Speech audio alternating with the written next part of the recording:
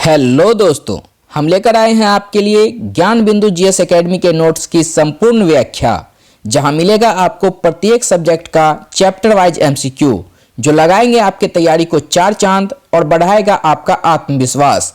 तो चलिए शुरू करते हैं। लेकिन इससे पहले यदि बंधु आप हमारे चैनल को पहली बार विजिट कर रहे हैं तो चैनल को सब्सक्राइब करना तो बनता है बॉस। चैनल को सब्सक्राइब करें और बेल आइकन को दबाकर ऑल को सिलेक्ट करें। चलिए शुरू करते हैं। मॉडर्न हिस्ट्री के तहत हम लोग पहले चैप्टर का एमसीक्यू करेंगे और पहले चैप्टर का नाम है भारत में यूरोपियों का आगमन। भारत में यूरोपियों का आगमन। चलिए पहला क्वेश्चन हम लोग देखते हैं। पहला क्वेश्चन है, उस्मानिया सल्तनत ने एशिया माइनर पर विजय कब प्राप्त किया? तो उस्मानिया सल्तनत ने एशिया माइनर पर 1453 ईस्वी में फतह प्राप्त किया था या विजय प्राप्त किया था। नेक्स्ट क्वेश्चन है कि कुस्तुनतुनिया पर 1453 ईस्वी में किसने अधिकार कर लिया था? कुस्तुनतुनिया पर 1453 ईस्वी में उस्मानिया तुर्कों ने अधिकार स्थापित कर लिया था। नेक्स्ट है कि कुतुबनुमा की समुद्री यात्रा में क्या उपयोगिता थी? कुतुबनुमा यानी कैंपस। कैंपस का समुद्री यात्रा में दिशा सूचक यंत्र के रूप में इस्तेमाल किया जाता था। नाविक अपने पास कुतुबनुमा रखते थे ताकि उन्हें दिशा का ज्ञान हो। नेक्स्ट क्वेश्चन है कि 15वीं एवं 16वीं शताब्दियों में नए देशों और व्यापारिक मार्गों की खोज की होड़ शुरू हुई और यह किस महादेश में आरंभ हुई थी? तो यूरोप महादेश से। यूरोप महादेश के 2 देश, एक का नाम था पुर्तगाल और दूसरा स्पेन। इन दोनों देशों में नए जगहों की खोज की या नए समुद्री मार्गों की खोज की होड़ शुरू हो गई। नेक्स्ट है कि नए समुद्री मार्गों की खोज का पहला कदम किन देशों ने उठाया था? तो नए समुद्री मार्गों की खोज की शुरुआत जो है सो यूरोप महादेश से शुरू हुई और पुर्तगाल और स्पेन ने इसमें अग्रणी भूमिका निभाया। नेक्स्ट क्वेश्चन है कि कोलंबस मूलतः किस देश का था? कोलंबस मूलतः किस देश का था? तो देखिए दोस्तों, कोलंबस ने जो अपनी खोजें की थी वह स्पेन के तरफ से किया था, स्पेन देश के तरफ से किया था। लेकिन कोलंबस का जन्म जो है इटली में हुआ था, इटली में। तो इसलिए कोलंबस मूलतः किस देश से संबंधित है? इटली से। नेक्स्ट क्वेश्चन है कि कोलंबस ने 1492 ईस्वी में किस स्थान की खोज की? कोलंबस 1492 ईस्वी में अमेरिका की खोज की थी। दोस्तों 1492 ईस्वी में कोलंबस भाई तो खोजने के लिए निकले थे इंडिया को, लेकिन ये चले गए अमेरिका की तरफ। और अमेरिका की तरफ जब गए तो वहाँ इसे एक नई जगह का पता चला और जब नई समुद्री मार्ग की खोज से अमेरिका को इन लोगों ने ढूंढा तो अमेरिका को कोलंबस भाई ने नई दुनिया कहा। क्या कहा? नई दुनिया, नई दुनिया। और यहाँ के लोगों को रेड इंडियन कहा, रेड इंडियन कहा। नेक्स्ट क्वेश्चन है कि वास्को डिगामा भारत कब पहुंचा? वास्को डिगामा भारत कब पहुंचा? तो वास्को डिगामा 1498 ईस्वी में भारत पहुंचा। 1498 ईस्वी में भारत पहुंचा था और वास्को डिगामा कुल 3 बार भारत आए। 1498 ईस्वी में, 1502 ईस्वी में और 1524 ईस्वी में। ये भाई साहब को भारत बहुत ज़्यादा पसंद आया, ये 3 बार भारत आ गए। नेक्स्ट क्वेश्चन है कि वास्को डिगामा भारत के किस बंदरगाह पे पहुंचा था? वास्को डिगामा भारत के जो है केरल के कालीकट बंदरगाह पे पहुंचा था, केरल के कालीकट बंदरगाह पे पहुंचा था। नेक्स्ट क्वेश्चन है कि उत्तम आशा अंतरिक्ष यानी कि कैप ऑफ गुड होप की खोज किस पुर्तगाली खोजकर्ता ने की थी? किस पुर्तगाली खोजकर्ता ने की थी? उत्तम आशा अंतरिक्ष ये अफ्रीका महादेश जो है, अफ्रीका महादेश, इसका दक्षिणी पॉइंट जो है इसे ही उत्तम आशा अंतरिक्ष कहा जाता है। और यहाँ तक जो है सो बार्थोलोमियो डियाज आए थे, बार्थोलोमियो डियाज आए थे। 1487 ईस्वी में भाई साहब आए थे इंडिया की खोज करने के लिए, लेकिन यहाँ पे जो है आके दक्षिण अफ्रीका के पास यहाँ पे जो है आके वापस लौट गए। यहाँ से ये वापस लौट गए, आगे नहीं बढ़े थे। नेक्स्ट क्वेश्चन है, सूची 1 को सूची 2 से मिलाइए। सूची 1 को सूची 2 से सम्मिलित कीजिए। खोजे गए देश और समुद्री मार्ग, यानी कि कौन किस जगह की खोज किया? तो देखो न्यूजीलैंड की खोज जो है ना तस्मान हॉलैंड ने किया था और सिंपल सी बात है, दोनों में लैंड है, न्यूजीलैंड और हॉलैंड। तस्मान हॉलैंड ने खोज किया न्यूजीलैंड का। ब्राज़ील की खोज अल्ब्राज कैब्राल ने किया था, अल्ब्राज कैब्राल ने किया था। और ऑस्ट्रेलिया की खोज जो है, ऑस्ट्रेलिया की खोज कैप्टन कुक ने किया। अमेरिका की खोज कोलंबस ने किया। इस तरह से आपका आंसर हो जाएगा 2 1 4 3, 2 1 4 3। नेक्स्ट, निम्नलिखित में से किस नाविक ने वास्को डिगामा को उत्तम आशा अंतरीप से भारत तक का रास्ता खोजने में मदद की थी? देखिए 1487 ईस्वी में, 1487 ईस्वी में तो पुर्तगाली यात्री बार्थोलोमियो डियाज आए थे, लेकिन ये कैप ऑफ गुड होप से वापस चले गए। अब क्या है कि उत्तम आशा अंतरीप से भारत तक का रास्ता खोजा गया था। उत्तम आशा अंतरीप तक तो पुर्तगाली आ गए थे, उधर से भारत आने की रास्ता अब खोजना था। तो वास्को डिगामा साहब उत्तम आशा अंतरीप आए, ठीक है। और ये यहाँ पे है इंडिया, अब इधर जाना है, यहाँ तक तो आ गए। अब यहाँ से आगे का रास्ता नहीं पता, तो इसे समुद्र में मिला अब्दुल माजिद भारतीय मूल का एक व्यापारी था, जो व्यापार के सिलसिले में उधर घूम रहा होगा, है ना। तो उससे मिला और वास्को डिगामा से जब इनसे बात हुई तो वास्को डिगामा ने कहा, अरे अब्दुल भाई आप तो अच्छा किया मिल गए, आप मुझे ना भारत की तरफ ले चलो, भारत के रास्ता को हमें बता दो।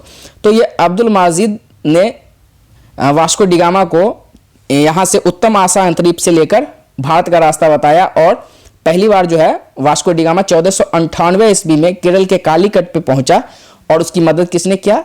तो ये नाविक है अब्दुल माजिद या कहीं अब्दुल मुनीद भी कहता है, ठीक है। तो याद रहेगी ये बात। चलिए नेक्स्ट क्वेश्चन देखते हैं हम लोग। कालीकट के किस शासक ने वास्को डिगामा का स्वागत किया? कालीकट के शासक जैमोरिन ने वास्को डिगामा का स्वागत किया था। और एक बात जो हर टीचर बताता है कि जैमोरिन कोई शासक का नाम नहीं था, उस शासक के पद का नाम था जैमोरिन, ठीक है। तो कालीकट का जो शासक था यानी जो जैमोरिन था, उसने स्वागत किया था वास्को डिगामा का। नेक्स्ट क्वेश्चन है कि कालीकट के राजा से व्यापार का अधिकार प्राप्त करने के बाद वास्को डिगामा को कहाँ के व्यापारियों ने विरोध किया था? देखिए वास्को डिगामा जब ये पहुंच रहा है 1498 ईस्वी में, तो जैमोरिन ने इसका स्वागत किया और व्यापारिक अधिकार देने को तैयार हो गया। लेकिन याद रखें 1498 ईस्वी तक भारत में अरब मूल के व्यापारियों ने अपना मतलब दबदबा कायम कर लिया था। तो अब इसका कंपटीटर आ रहा था ना यूरोप से, तो इसलिए अब विरोध भी तो वही करेगा ना। तो इसका विरोध किया अरब मूल के व्यापारियों ने। नेक्स्ट क्वेश्चन है कि भारत से खरीदे मसालों को वास्को डिगामा अपने यहाँ कितना गुना मुनाफा पर बेचा था? जब वास्को डिगामा यहाँ से जा रहे थे ना, तो कुछ काली मिर्च को खरीदा, काली मिर्च को खरीद कर ले जाकर पुर्तगाली बाजार में बेचा, तो उससे उसे 60 गुना मुनाफा प्राप्त हुआ। और इस बात ने पुर्तगालियों को प्रोत्साहित किया कि क्यों ना भारत के साथ मसालों का व्यापार किया जाए, और यही कारण है कि पुर्तगाली व्यापार करने के लिए भारत आए। नेक्स्ट क्वेश्चन है कि यूरोपियों के भारत आगमन के संदर्भ में एस्तादो द इंडिया को डैश के रूप में सर्वोत्तम रूप से वर्णित किया जाता है। देखिए एस्तादो द इंडिया किसको कहा गया? तो भारत में पुर्तगालियों द्वारा स्थापित प्रशासनिक व्यवस्था को एस्तादो द इंडिया के नाम से जाना गया, ठीक है। नेक्स्ट है कि पोप अलेक्जेंडर 6वें द्वारा पूर्वी सामुद्रिक व्यापार हेतु आज्ञा पत्र दिया गया था। कब आज्ञा पत्र दिया गया था? तो पोप अलेक्जेंडर ने पूर्वी सामुद्रिक व्यापार हेतु आज्ञा पत्र 1453 ईस्वी में दिया था, 1453 ईस्वी में दिया था। नेक्स्ट है कि निम्नलिखित में से कौन सा कथन असत्य है, यानी कौन सा कथन गलत है? वास्को डिगामा अक्टूबर 1502 ईस्वी में भारत आए थे। हाँ, मैंने बताया कि 3 बार आए थे, जिसमें से एक बार 1502 में भी आए थे, तो ये तो सही है। पुर्तगालियों की पहली फैक्ट्री कालीकट में स्थापित हुई थी। यह बात सही है। 1500 ईस्वी में अल्ब्रेज कैब्राल नामक पुर्तगाली ने मतलब कि कालीकट में फैक्ट्री लगाई थी, लेकिन उन्होंने जैमोरिन से अनुमति नहीं ली थी फैक्ट्री लगाने के लिए, इसलिए जैमोरिन ने गुस्से में इनकी फैक्ट्री भी बंद करवा दी और इनको भारत से खदेड़ भी दिया कि भाई तुम वापस जाओ, है ना। तो ये असफल फैक्ट्री लगी थी, लेकिन लगी तो थी, तो ये तो सही है। दूसरा है कि जहाज व्यापारी अल्ब्रेज कैब्राल 1503 ईस्वी में भारत आया था, नहीं 1500 ईस्वी में भारत आया था, यही गलत कथन है और अपन को चुनना भी था गलत कथन, तो ऑप्शन सी सही हो जाएगा। नेक्स्ट, गोवा, दमन और दीव का उपनिवेशीकरण मूलतः किसके द्वारा किया गया था, यानी कि गोवा, दमन और दीव का उपनिवेश किसने बनाया था, कब्जा किसने किया था इस पर, तो पुर्तगालियों ने कब्जा किया था इन क्षेत्रों पर। नेक्स्ट है कि पुर्तगाली व्यापारिक कंपनी के भारत आगमन का सर्वप्रमुख उद्देश्य क्या था।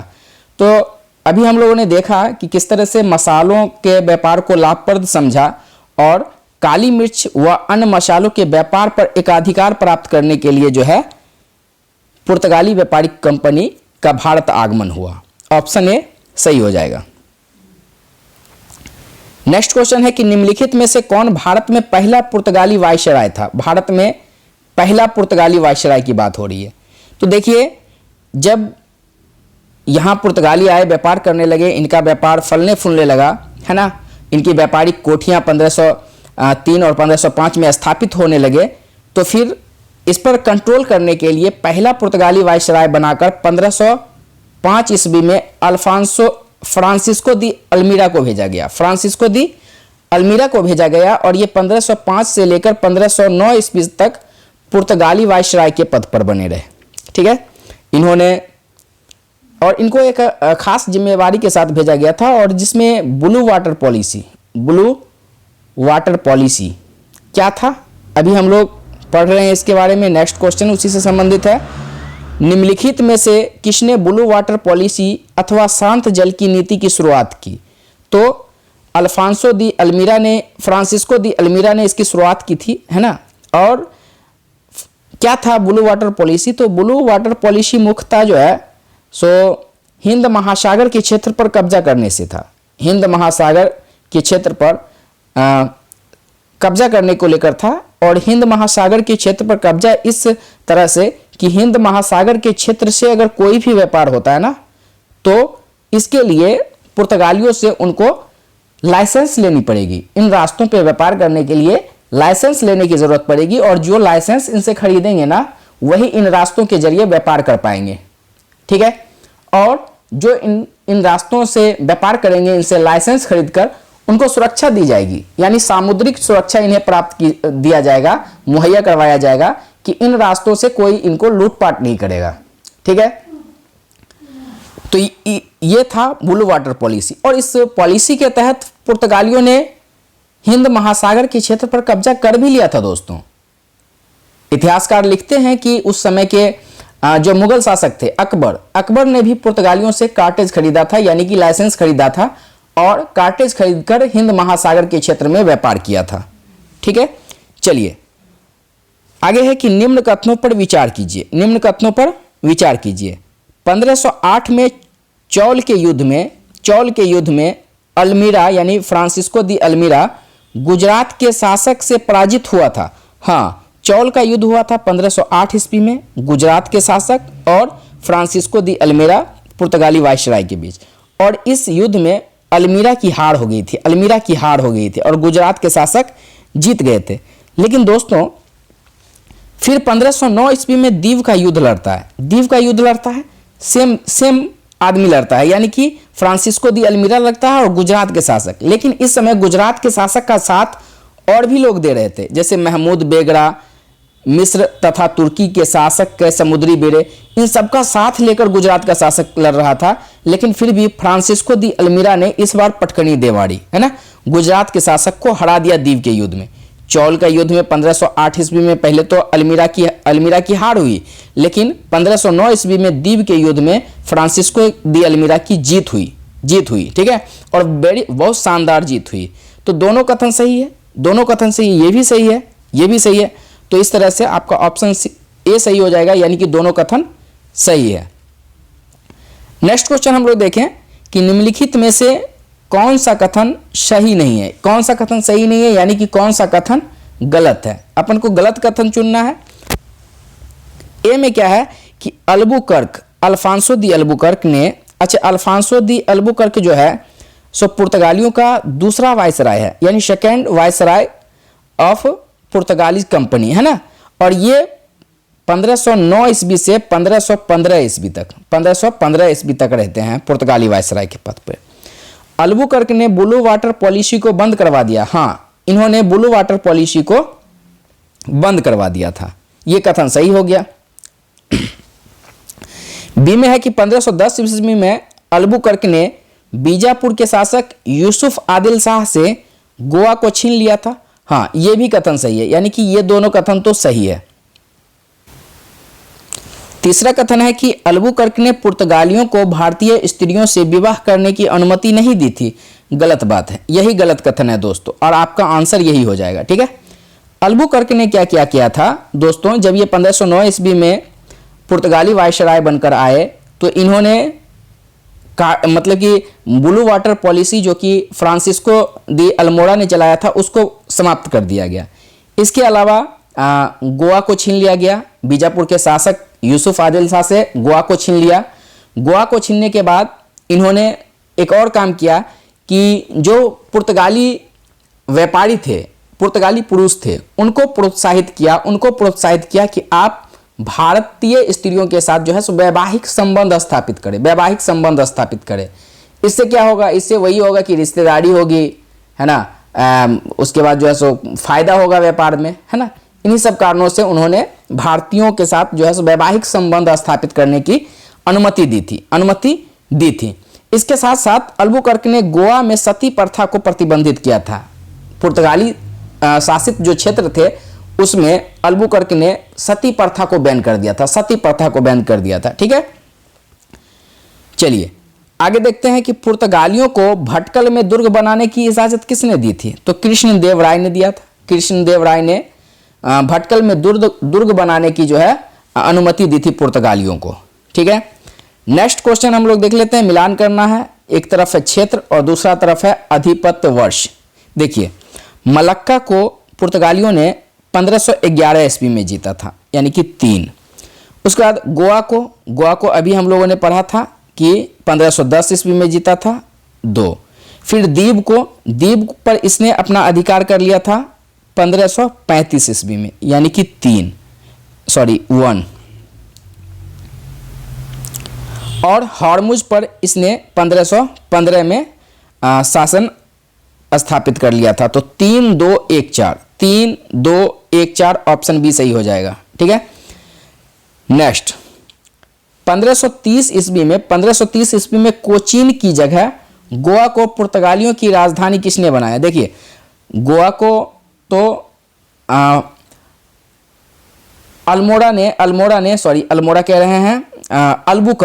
अल्बुकर्क फ्रांसिस्को दी अल्बुकर्क ने गोवा को छीना था या गोवा को प्राप्त किया था। ठीक है, लेकिन राजधानी अभी गोवा नहीं बनाया गया था, अभी तक राजधानी कोचीन था। 1530 ईस्वी में गोवा को राजधानी बनाता है नीनो दी कुन्हा। और नीनो दी कुन्हा जो है पुर्तगाली वायसराय थे, और ये 1529 ईस्वी से 1538 ईस्वी तक पुर्तगाली वायसराय रहे। और इन्होंने ही जो है कोचीन की जगह गोवा को पुर्तगाली राजधानी बनाया। ठीक है, इन्होंने सेंट थोमे एवं हुगली में व्यापारिक बस्तियां बसाई। इसके अलावा ये जहाज पे मुलाकात कर रहे थे गुजरात के शासक बहादुर शाह से, और उसी मुलाकात के दौरान जो है सो बहादुर शाह की हत्या कर दी जहाज पर इन्होंने, है ना, नीनो दी कुन्हा ने। और उनकी हत्या करने के बाद 1534 ईस्वी में बसीन पे कब्जा कर लिया, और 1535 ईस्वी में द्वीप पर कब्जा कर लिया। तो ये सारे काम कर रहे हैं नीनो दी कुन्हा ने। ठीक है, तो गोवा को पुर्तगाली राजधानी भी किसने बनाया, नीनो दी कुन्हा ने। नेक्स्ट क्वेश्चन है कि सेंट थोमे तथा हुगली में पुर्तगाली बस्तियां किस वायसराय ने बसाया, तो नीनो दी कुन्हा ने बसाया था। नेक्स्ट है कि नीनो दी कुन्हा ने गुजरात के शासक बहादुर शाह की हत्या कर किस वर्ष बसीन पर अधिपत्य प्राप्त कर दिया था? तो बसीन पर कब्जा किया इसने 1534 में, और दीव पर कब्जा किया था 1535 ईस्वी में। नेक्स्ट क्वेश्चन है कि पुर्तगालियों द्वारा प्रारंभ कार्टेज आर्मेडा पद्धति क्या थी? कार्टेज आर्मेडा पद्धति क्या थी? तो ये सामुद्रिक मार्गों पर सुरक्षा कर वसूलने के लिए, सुरक्षा कर वसूलने की एक व्यवस्था थी। ठीक है। नेक्स्ट क्वेश्चन हम लोग देखें कि निम्नलिखित कथनों पर विचार कीजिए। कथन पहला क्या है? पुर्तगालियों ने सोकोत्रा द्वीप, फारस की खाड़ी, हारमुज तथा हिंद महासागर में अपनी चौकियां स्थापित की। सही है यह कथन। दूसरा कथन है कि भारत का जापान के साथ व्यापार का श्रेय भी पुर्तगालियों को ही जाता है। यह कथन भी सही है, यानी कि भारत का जापान के साथ जो व्यापारिक संबंध स्थापित हुए, वो संबंध भी स्थापित करने का श्रेय किसको जाता है? पुर्तगालियों को। पुर्तगाली ने भारत का जापान के साथ व्यापार प्रारंभ किया। इसके अलावा जब पुर्तगाली भारत आए ना, तो कुछ चीजें लेकर आए, और उन चीजों की शुरुआत भारत में हुई। जैसे गौथिक कला की शुरुआत पुर्तगालियों के द्वारा भारत में हुई, जहाज निर्माण की कला हो या प्रिंटिंग प्रेस की शुरुआत हो, ये सब पुर्तगालियों की देन है, पुर्तगालियों की देन है। इसके अलावा कुछ फसल जिसमें हम लोग देखते हैं मक्का, तंबाकू, मिर्च, ये सब जो है सो दक्षिण अमेरिका से पुर्तगाली ही लेकर आए भारत। ठीक है। और पुर्तगालियों के आगमन के बाद ही इन चीजों की कृषि भारत में शुरू हुई थी। नेक्स्ट है कि भारत में निम्नलिखित में से किस उत्पाद की शुरुआत पुर्तगालियों के द्वारा नहीं की गई थी? तो तंबाकू की शुरुआत की गई थी, मिर्च भी लाए थे, आलू भी लाए थे, पान नहीं लाए थे। तो आपका सही आंसर हो जाएगा पान।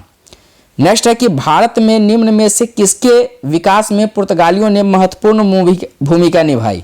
जहाज निर्माण, जी हाँ, प्रिंटिंग प्रेस, गौतिक कला, सभी, उपयुक्त सभी। नेक्स्ट, भारत में पुर्तगाली साम्राज्य के पतन का क्या कारण था? धार्मिक असहिष्णुता, भारतीय व्यापारियों संग लूटपाट, भारतीय महिलाओं संग वैवाहिक स्थिति, नीति, सभी।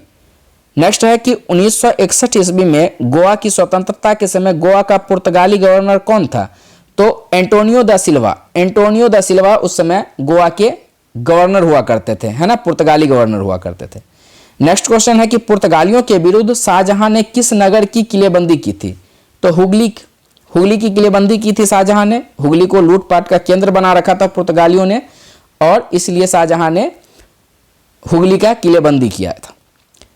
नेक्स्ट क्वेश्चन है कि 1556 ईस्वी में भारत आने वाला पहला डच नागरिक कौन था? तो 1556 ईस्वी में भारत आने वाला पहला डच नागरिक था कार्नेलियन हॉटमैन, है ना। और ये डायरेक्ट भारत नहीं आया था दोस्तों, ये कैप ऑफ गुड होप से थोड़ा सा नीचे इनका एंगल मुड़ गया था और ये पहुंच गए थे इंडोनेशिया, और इंडोनेशिया के बाद ये भारत आए थे। ठीक है।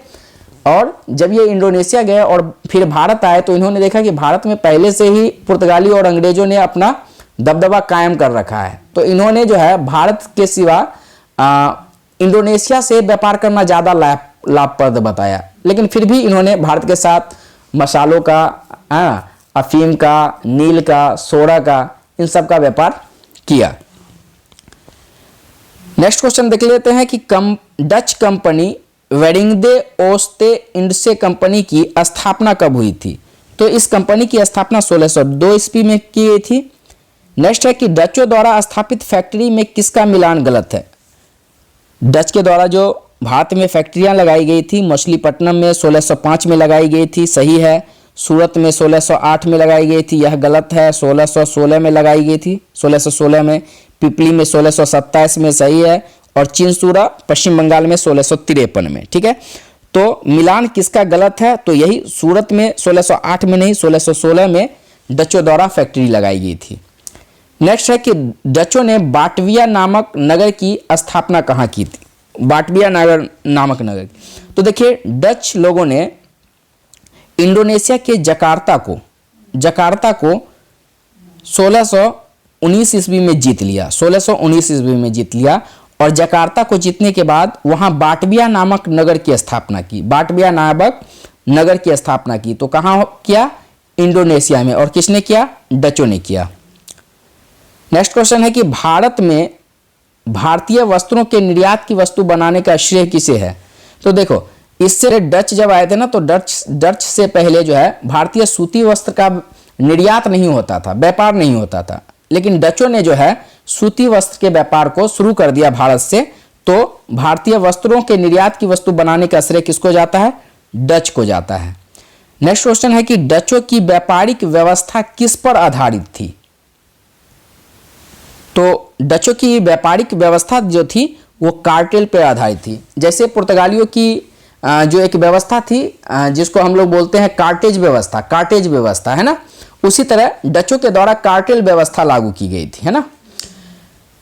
43 नंबर क्वेश्चन है कि डच राजा मार्तंड वर्मा से किस युद्ध में पराजित हुए? डच राजा मार्तंड वर्मा जो कि केरल के शासक हुआ करते थे, किस युद्ध में मतलब कि किस युद्ध में पराजित होने के कारण उसकी राजनीति केरल से समाप्त हो गई? तो मार्तंड वर्मा और डच ईस्ट इंडिया कंपनी के बीच जो है 1741 में कोलाचोल का युद्ध हुआ था, कोलाचोल का युद्ध, ठीक है। और इस युद्ध में राजा मार्तंड वर्मा ने डच को बुरी तरह से परास्त कर दिया था और केरल से डचों को खदेड़ दिया था। नेक्स्ट क्वेश्चन है कि भारत के साथ व्यापार के लिए सर्वप्रथम संयुक्त पूंजी किन लोगों ने आरंभ किया था? तो सबसे पहले तो ब्रिटिश ने संयुक्त पूंजी लगाया था, लेकिन ब्रिटिश ऑप्शन में नहीं है, तो ऑप्शन से डच सही हो जाएगा, ऑप्शन बी सही हो जाएगा। नेक्स्ट है कि निम्नलिखित में से ब्रिटिश कंपनियों में से किसे भारत में व्यापार करने का पहला अधिकार पत्र प्राप्त हुआ था? तो ब्रिटिश कंपनी में लिवेंट कंपनी है, लिवेंट कंपनी, जिसको सबसे पहले जो है सो भारत में व्यापार करने का अधिकार प्राप्त हुआ था, व्यापार करने का अधिकार प्राप्त हुआ था इन सारे कंपनियों में, है ना। लिवेंट कंपनी को 1592-93 में लिवेंट कंपनी को भारत के साथ व्यापार करने का अधिकार प्राप्त हो गया था। और ये ब्रिटिश कंपनी थी, लिवेंट कंपनी ब्रिटिश कंपनी थी। ब्रिटिश ईस्ट इंडिया कंपनी का गठन किया गया मर्चेंट एडवेंचर्स के नाम से की जाने वाली लंदन के कुछ व्यापारियों ने ब्रिटिश ईस्ट इंडिया कंपनी का गठन किया था। नेक्स्ट है कि 31 दिसंबर 1600 ईस्वी को किसने एक रॉयल चार्टर यानी राजकीय अधिकार पत्र जारी कर ब्रिटिश ईस्ट इंडिया कंपनी को पूर्वी देशों के साथ व्यापार करने का अधिकार दिया था? तो देखिए, ये 1600 में अधिकार मिला था ब्रिटिश ईस्ट इंडिया कंपनी को रानी एलिजाबेथ के द्वारा, और रानी एलिजाबेथ ने राजकीय अधिकार पत्र में 15 वर्षों के लिए व्यापार करने का एक अधिकार दिया था। लेकिन बाद में 1609 ईस्वी में जेम्स प्रथम ने इसके अधिकार पत्र को अनिश्चितकालीन कर लिया, यानी कि जब तक आप चाहो एकाधिकार आपको प्राप्त रहेगा। नेक्स्ट है कि उस जहाज का नाम क्या था जिसमें विलियम हॉकिंस पहली बार भारत आए थे? तो विलियम हॉकिंस साहब पहली बार 1608 ईस्वी में भारत आए थे हेक्टर नामक जहाज से। नेक्स्ट है कि विलियम हॉकिंस के संदर्भ में कौन सा कथन सही है? तो हॉकिंस 1608 में सूरत पहुंचा तथा 1609 में आगरा के दरबार में जहांगीर से भेंट की। हाँ, सही है। जहांगीर ने हॉकिंस को इंग्लिश खान की उपाधि दी। ठीक है, सही है। देखिए, थोड़ा सा संक्षेप में समझिए। चूंकि यहाँ पे अंग्रेजों को चाहिए था व्यापार करने की अनुमति, और उस समय जो है सो यहाँ पर मुगल शासन था, तो मुगल से और जहांगीर उस समय शासक हुआ करते थे, तो उनसे चाहिए था अधिकार, व्यापार करने की छूट चाहिए थी। तो कैप्टन हॉकिंस आते हैं और पूरी तैयारी करके आते हैं कि भाई जाना है और उनसे बात करना है ना। और चूंकि मुगलों की राजकीय भाषा जो होती थी वो फारसी हुआ करती थी, तो कैप्टन हॉकिंस एकदम अच्छे से फारसी सीख कर आए कि फारसी में बात करेंगे, थोड़ा इंप्रेशन बढ़ेगा, है ना। और राजा भी खुश होगा कि हाँ भाई देखो फारसी में बात कर रहा है ना। और जहांगीर को चूंकि चित्रकला, पेंटिंग वगैरह से कुछ ज़्यादा लगाव था, तो ये अच्छे पेंटिंग्स को खरीद कर बना के जैसे भी हो करके लेकर आए थे उपहार स्वरूप जहांगीर को वेट करने के लिए, ठीक है। और इन्होंने ये सारा तिकड़मबाजी अपनाकर जहांगीर को कर लिया इम्प्रेस, ठीक है। तो प्रथम दृश्य ये लगता है कि जहांगीर ने इनको व्यापारिक छूट दिया, लेकिन दोस्तों इससे पहले से तो पुर्तगाली यहाँ 100 साल पहले से आके बैठे हुए थे, है ना। तो उन्होंने भी अपनी पकड़ बना रखी थी दरबार में।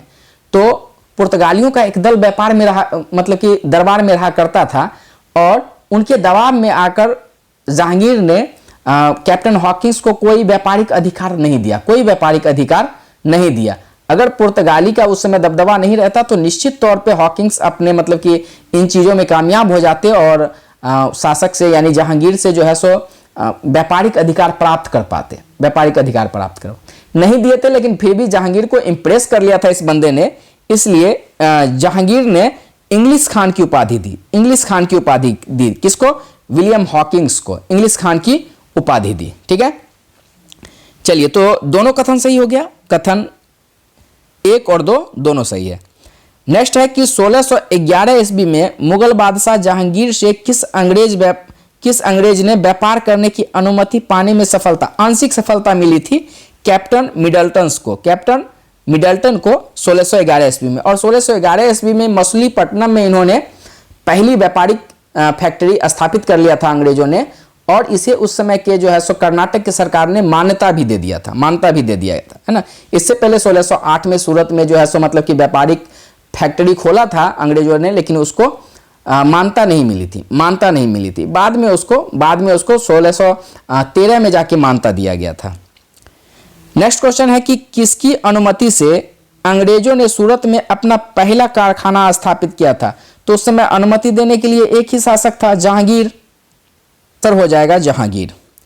नेक्स्ट दोस्तों रहने देते हैं, बहुत टाइम भी हो गया, और चूंकि कुछ डील्स करने लगे, कुछ बताने लगे ना, तो पॉइंट में उसमें ज़्यादा समय हो जाता है। कोई बात नहीं, हम इस चैप्टर को अगले वीडियो में पूरा करेंगे, कंप्लीट करेंगे, और इसी तरह से सारे चैप्टर बाय चैप्टर पूरे सिलेबस को हम लोग कंप्लीट करेंगे। ठीक है, आपने अगर चैनल को अभी तक सब्सक्राइब नहीं किया तो सब्सक्राइब करें, है ना, और लाइक करें, कमेंट करें हमें, ठीक है, कि मैं आपकी किस तरह से मदद कर सकता हूँ आपकी पढ़ाई में, और दोस्तों को शेयर भी करें। चलिए मिलते हैं नेक्स्ट वीडियो में, धन्यवाद।